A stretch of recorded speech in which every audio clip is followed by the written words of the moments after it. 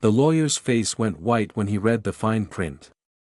My two sons had been smiling just seconds before, thinking they'd finally gotten their hands on everything I'd worked 35 years to build. But that smile disappeared real quick when Timothy Hayes looked up from those papers and said, "Gentlemen, I think you need to see this clause about inherited debt obligations. I'm Harold Sherman, 62 years old, and I spent my whole adult life building Sherman Construction from nothing into a solid business worth about $900,000. What I'm about to tell you happened right after we buried my wife Dorothy last month. Sometimes the people you trust most are the ones who'll stab you deepest. The funeral flowers were still fresh when my sons decided to destroy me. I was sitting in Dorothy's favorite recliner in our living room, the brown leather one she'd picked out. 20 years ago when we finally had enough money to buy nice furniture instead of the hand-me-downs we'd started with. Bradley and Nathan stood there in expensive suits, looking like they owned the place already. Bradley, my oldest at 38, works in insurance adjusting and always acted like he was smarter than his old construction worker father.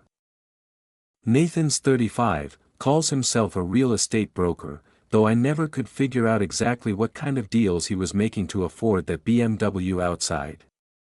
Both of them had driven up from Sacramento in cars that cost more than most people make in a year.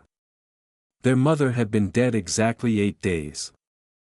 "Dad," Bradley said, using that tone he'd perfected over the years, the one that made me feel like I was the child and he was the responsible adult. "We need to talk about some practical matters. The estate, the business, making sure everything gets handled properly during this difficult time for all of us." Nathan jumped in with his fake concerned voice. "We know losing Mom so suddenly has been hard. The medical bills, the funeral costs, all the stress you've been under. We want to help you figure out the financial situation and make sure you're taken care of going forward. Family looks out for family, right Dad? Family looks out for family." That's rich, coming from two guys who'd shown up for the funeral but had been mysteriously absent during Dorothy's 3 months of illness. While I was sitting in hospital waiting rooms and making impossible decisions about treatments, they were living their lives like nothing was happening to their mother. "What kind of practical matters?" I asked, though I was already getting a bad feeling about where this conversation was heading. Something in their voices didn't sound right. Bradley pulled out a manila folder from his briefcase and set it carefully on Dorothy's coffee table, the same table where we'd played board games when the boys were little. "The will is pretty clear, Dad. Mom structured everything to minimize tax burden for the family.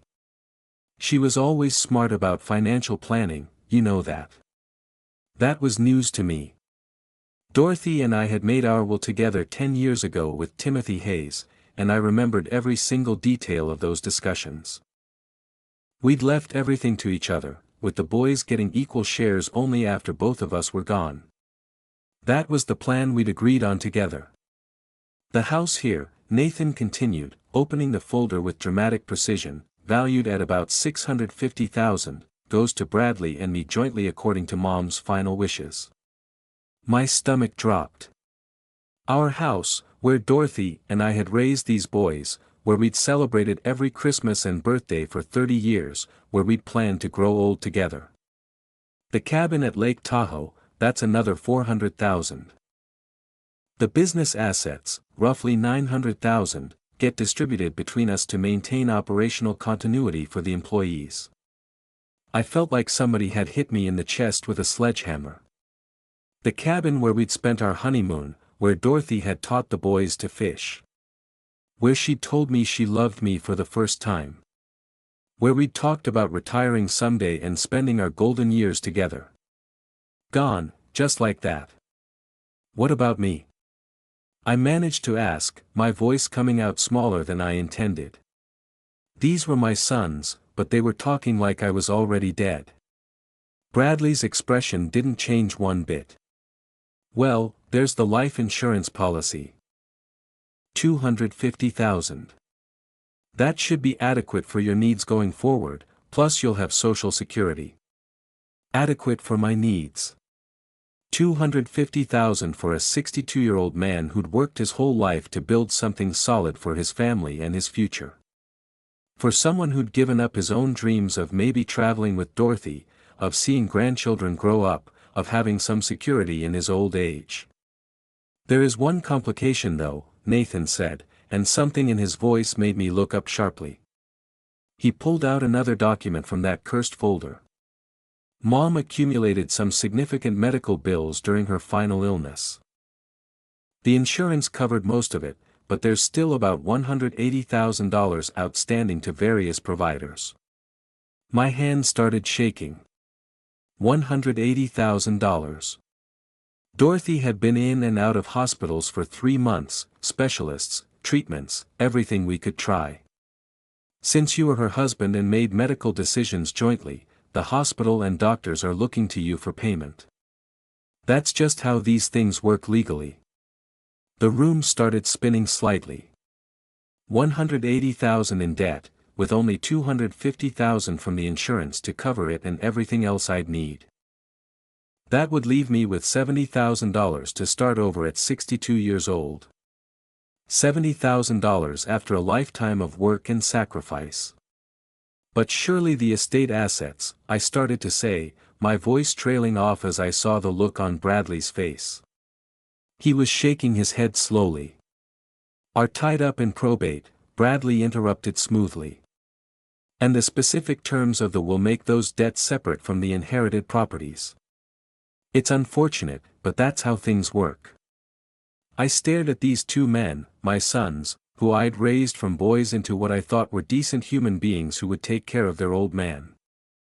Bradley with his cold gray eyes and expensive suit that probably cost more than I spent on clothes in 5 years. Nathan with his soft features and voice full of fake sympathy. They were talking about leaving me essentially broke while they walked away with over $2 million worth of property and business assets that I'd spent my life building. "I need some time to think about this," I said finally, my voice barely above a whisper. The room felt like it was closing in on me. "Of course," Bradley said, standing up and straightening his jacket like he was wrapping up any other business meeting. "Take all the time you need to process everything. But remember, Dad," Nathan added as they headed toward the door, "those medical bills won't wait forever. Interest accumulates, and you don't want things getting complicated with collections." They left me alone in that living room, surrounded by 35 years of memories and the crushing weight of what felt like the ultimate betrayal by my own flesh and blood. But as I sat there in the silence, something Dorothy always used to say came back to me: "Harold, never underestimate a woman's intuition about family." She'd been suspicious about something those last few months before the cancer took her. I remembered her making phone calls she wouldn't explain to me. Meeting with people she said were old friends from work, but never giving me details. And there was that small brass key I'd found in her jewelry box. A key I'd never seen before in all our years together. It didn't fit any lock I could think of in the house, but Dorothy had kept it carefully. I went upstairs to our bedroom and opened Dorothy's jewelry box, the wooden one I'd made for her in my shop 20 years ago. There it was, underneath her wedding ring. The key was old brass, worn smooth with handling. On closer inspection, I could see tiny numbers etched into the metal: 379. It looked like a safety deposit box key. The next morning I drove to First National Bank on J Street, the branch where Dorothy and I had done our banking for 15 years. Linda, the manager, knew us both. "Mr. Sherman," she said with genuine sympathy. "I'm so sorry for your loss. Dorothy was such a wonderful woman. How can I help you today?" I showed her the key and explained that I'd found it in Dorothy's things. Linda's expression changed immediately, like she'd been expecting this conversation for a while. "Yes, your wife opened a box here about 8 months ago. Very specific about the access requirements. Only you and she were authorized, no one else. 8 months ago. Right around the time Dorothy's health had started declining, when she'd begun having those mysterious meetings she'd never quite explained to me in detail. Linda led me down to the vault, past the heavy metal doors and into the small viewing room where customers could examine their box contents in private. The box was larger than I'd expected and heavier when Linda helped me lift it onto the table. "Take your time, Mr. Sherman. Ring the bell when you're finished." She left me alone in that small windowless room. With trembling fingers, I lifted the metal lid and found myself staring at more documents than I'd seen. The first thing that caught my eye was a letter in Dorothy's careful handwriting, dated just 6 weeks before her death. The envelope was marked, "For Harold, read this first." I set that aside and picked up the next document, a printed email exchange between Bradley and someone named Keith Williams. The timestamp showed it was from 10 months ago. "Keith, Dad's getting worse according to the doctors. Mom thinks he's got maybe 6 months left. We need to move faster on those property transfer documents we discussed." The reply was equally chilling and made my blood run cold. "Bradley, I've prepared the paperwork as requested.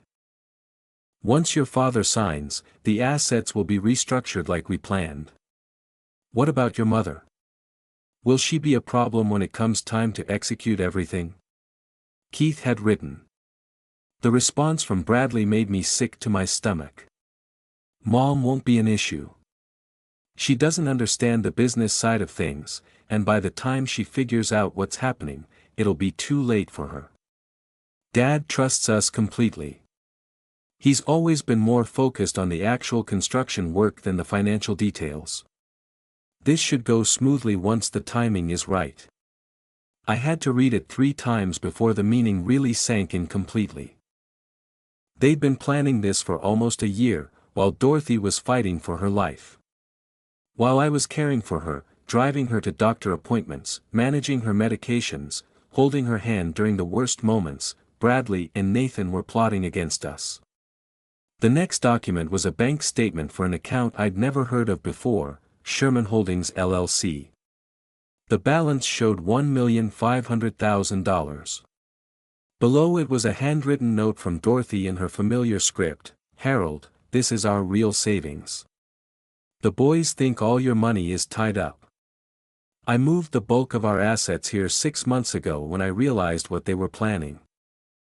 I was trying to protect what we've built together all these years. $1.5 million. We weren't just getting by financially. We weren't even just comfortable. Dorothy had been quietly protecting our actual wealth from our own sons." My hands shook as I reached for the next item, a folder labeled, "Private Investigation, Confidential," with a name I didn't recognize, Albert Kane, Licensed Private Investigator.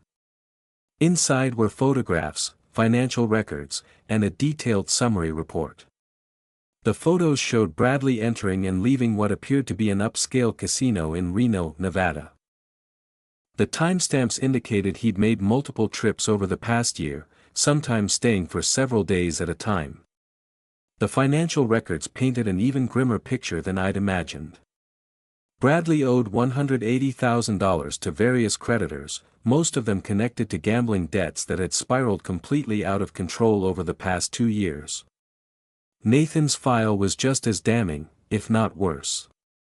The investigation had uncovered that his real estate consulting business was actually a front for failed investment schemes. He'd lost nearly $220,000 of other people's money, including funds that belonged to several elderly clients who trusted him with their retirement savings. Both of my sons were drowning in debt and facing potential legal troubles. No wonder they were so desperate to get their hands on their inheritance money. But the most devastating document was a medical report dated 3 months before Dorothy's death. It wasn't from her regular doctor. This was from a neurologist I'd never heard of. The summary was brief but conclusive: patient shows no signs of cognitive impairment or diminished mental capacity. Mental faculties remain sharp and decision-making ability completely intact throughout treatment. Bradley and Nathan had been suggesting to anyone who would listen, including Timothy Hayes, that Dorothy's illness was affecting her judgment and decision-making abilities during her final months. But this report proved otherwise. Dorothy had been completely mentally competent right up until the end, making every decision with full awareness of what she was doing. The final document in the folder was a copy of a different will, not the one Bradley had shown me, but one dated just 4 weeks before Dorothy died. This will left everything to me, with modest trust funds for Bradley and Nathan that would pay out small amounts annually but couldn't be accessed all at once. A note in the margin, in Dorothy's careful handwriting, read, "Original held by Foster and Kane Associates." Timothy Hayes was never supposed to handle this estate after termination. My heart pounded as all the pieces finally fell into place. There were 2 wills, and Dorothy had fired Timothy Hayes months before her death after discovering the leak. I reached for Dorothy's letter with trembling hands and carefully opened the envelope. "My dearest Harold," it began, "if you're reading this, then I'm gone and the boys have shown their true colors. I'm sorry I couldn't tell you about all of this while I was alive, but I needed to be absolutely sure of what they were planning before taking action."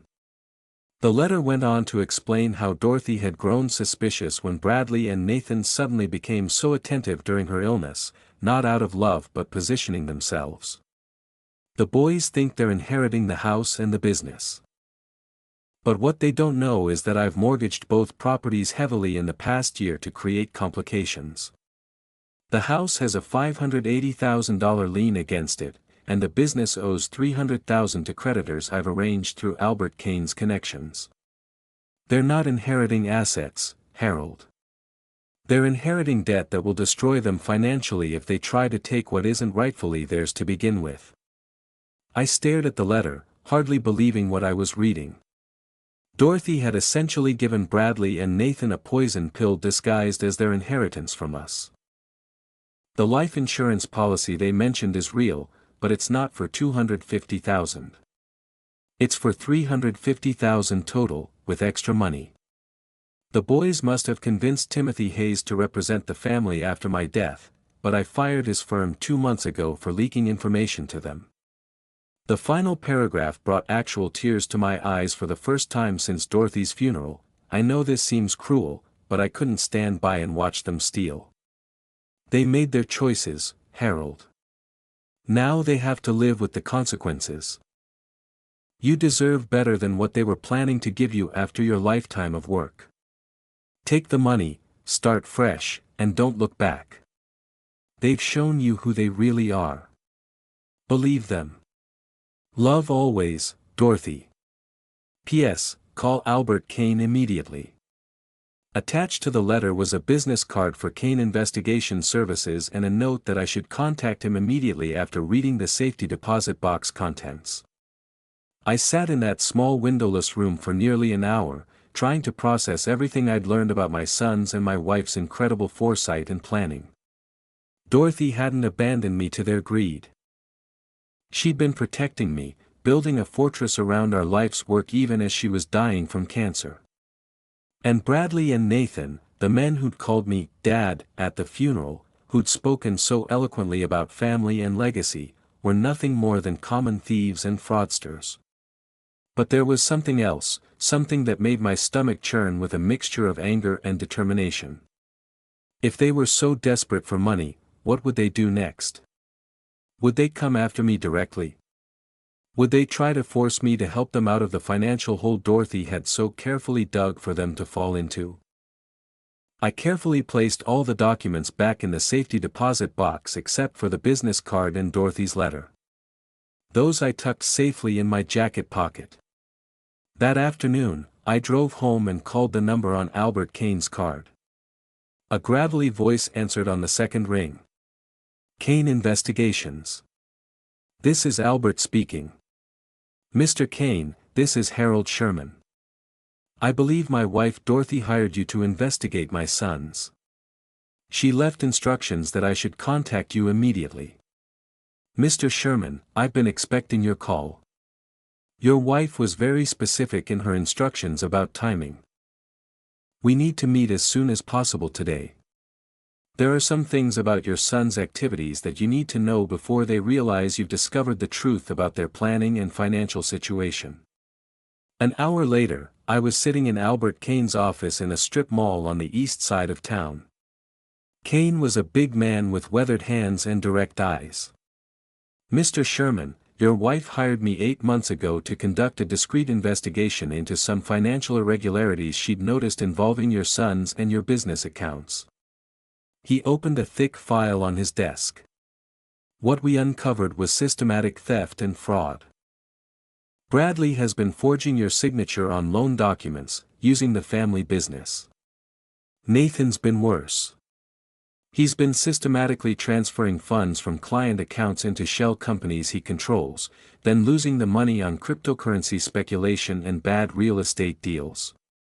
Kane pulled out more documents and spread them across his desk.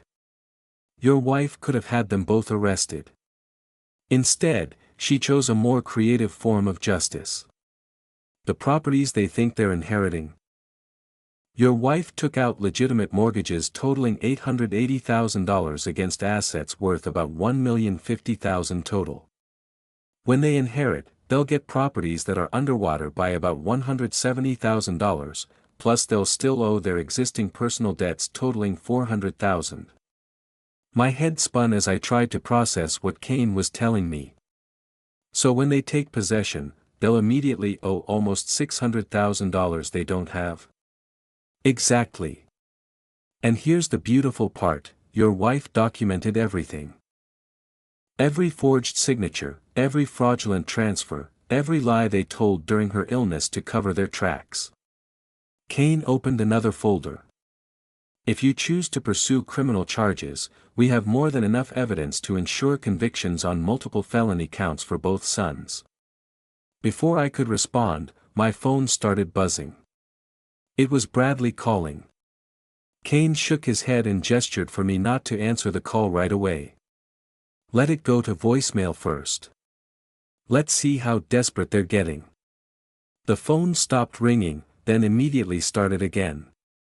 This time it was Nathan calling. Finally, I picked up. "Nathan, what's going on?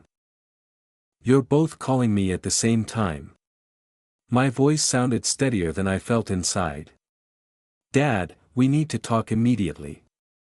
Someone from Foster and Kane Associates called Bradley this morning claiming to have documents that supersede Mom's what we've been working with. This is very concerning, Dad. We think someone might be trying to defraud the estate or take advantage of your grief during this difficult time for our family." The urgency in Nathan's voice was telling. They'd discovered they weren't inheriting what they thought, and they were starting to panic about their financial situation. "I don't understand what kind of documents you're talking about," I said, looking at Kane, who was nodding approvingly at my performance. "Legal papers that don't make sense to us," Bradley's voice came through the speaker. "Listen, Dad, I think you should come to Timothy's office immediately this afternoon. We need to sort this out before you sign anything or make any decisions you might regret later.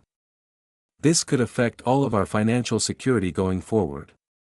Kane was writing something on a piece of paper and pushed it across the desk to me.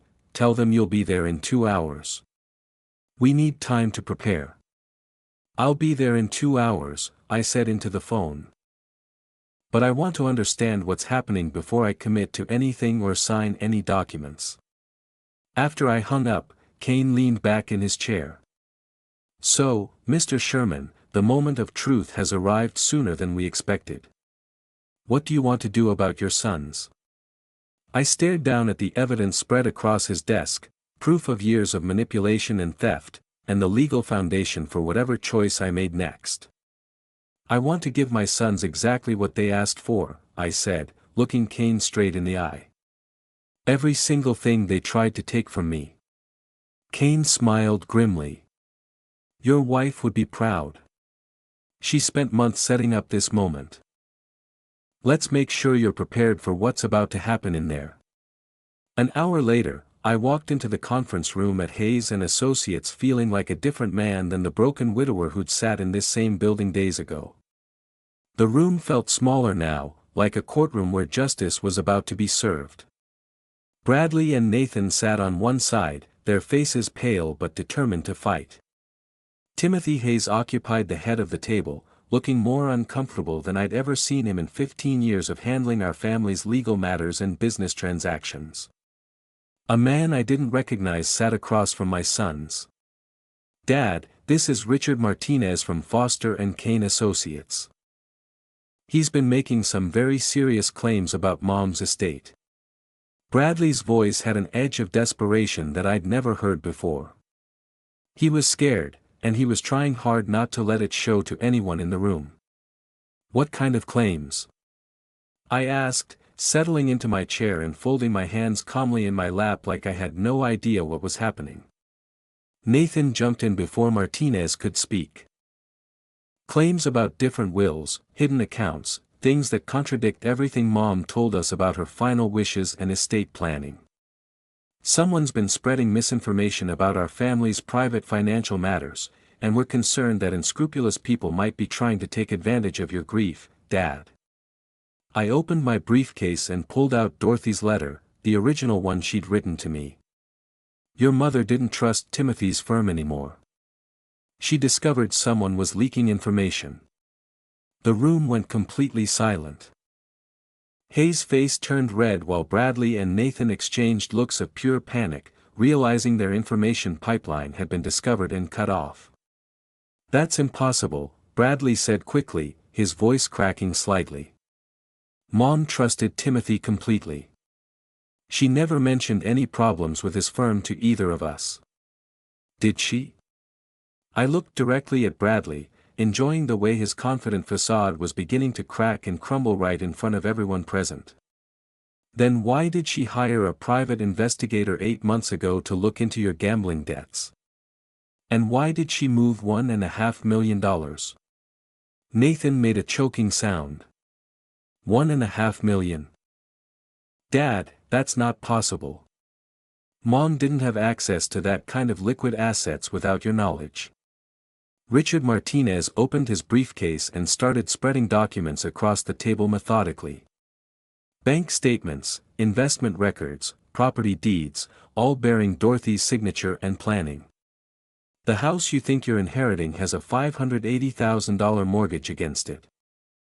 The business has $300,000 in legitimate liens and creditor obligations.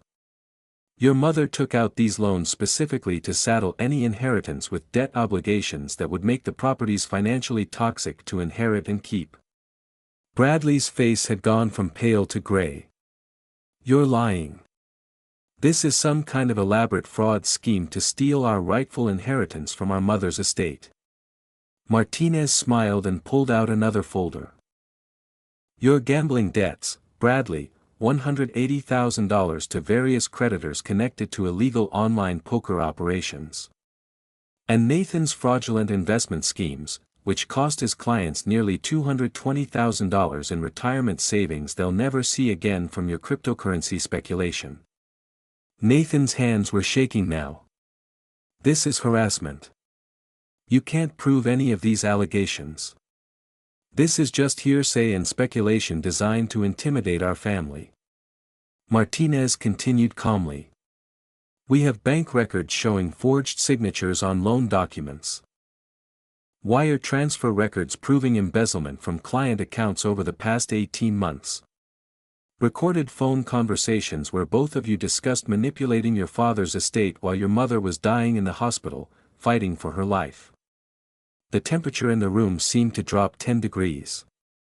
Timothy Hayes was staring at the documents with the horrified expression of a man realizing he'd been played.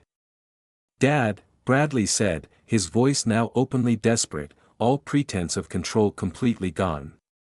"Surely you don't believe these fabrications and lies about your own sons. We're family. We love you. We've always looked out for your best interests, especially during Mom's illness when you needed us most to help you through. Family. The way they'd loved me when they told me I was inheriting $70,000 after 35 years of building a business and a life together. The way they'd loved me when they gave me essentially nothing while walking away with over $1 million worth of assets I'd worked my entire life to build. Actually, I interrupted, there's nothing to work out here.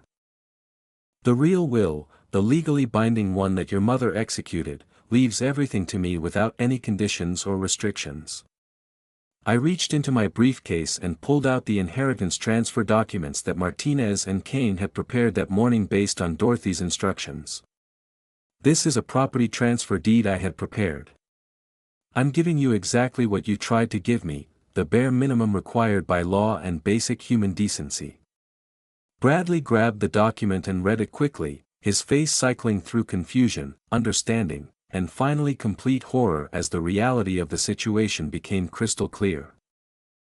You're giving us the house and the business, Nathan said slowly, reading over his brother's shoulder, but with all the mortgages and liens attached to the properties. That's correct. You'll own properties worth approximately $1,050,000 with associated debts of $880,000.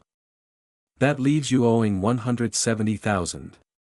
Plus your existing personal debts of $400,000 total.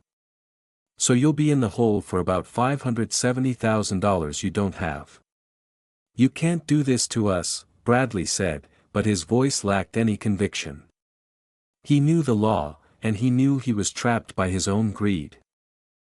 Martinez answered for me. Actually, he can. It's exactly what your mother intended. She wanted you to face the consequences of your choices and criminal activities. And if you refuse to accept this generous gift, Kane's voice came from the doorway as he entered the conference room, Mrs. Sherman's estate will pursue criminal charges for elder abuse, grand larceny, wire fraud, and embezzlement. The evidence is overwhelming. You'd both be looking at significant federal prison time for your crimes against your own parents. In the end, they signed the papers. They didn't have a choice. The alternative was federal prison, and even in their desperation, they weren't quite ready for that. As they filed out of the conference room, Bradley paused at the door one last time. This isn't over, Dad. Somehow, we'll figure out a way through this. Yes, it is, I replied calmly, feeling more at peace than I had since Dorothy's funeral. It's completely and totally over between us forever. 6 months later, I sold the properties that Bradley and Nathan couldn't afford to keep and bought a small ranch outside Sacramento where Dorothy and I had always dreamed of retiring. The ranch cost $400,000 cash and still left me with more than enough money to live comfortably for the rest of my life without worrying. I heard through my lawyer that Bradley had filed for bankruptcy and was working construction again, trying to pay back his gambling debts one day at a time. Nathan had moved back in with Carol's mother and was working nights at a hotel near the airport, trying to avoid the clients whose retirement money he'd lost. Sometimes, usually in the evening when I'm feeding the horses Dorothy and I never got to buy together, I think about my sons and wonder if there was another way. Then I remember Dorothy's letter, her careful planning, her determination to protect me even after death, and I know she would be satisfied with how everything turned out. The ranch came with a small workshop where I've started making furniture again, something I'd always loved but never had time for while running the business. Simple pieces, but they're built to last. Just like the lessons Dorothy taught me about trust, family, and the difference between what people say they deserve and earn. Sometimes the people who claim to love you the most are the ones planning to betray you the deepest when you're most vulnerable and need their support. The best revenge isn't violence or anger, it's giving people exactly what they ask for and letting them live with all the consequences of their own choices. Sometimes the people who underestimate you most are family members who think they know your entire story but have never bothered asking. Real power isn't about showing off your wealth, it's about choosing when to reveal your strength to those who need the lesson.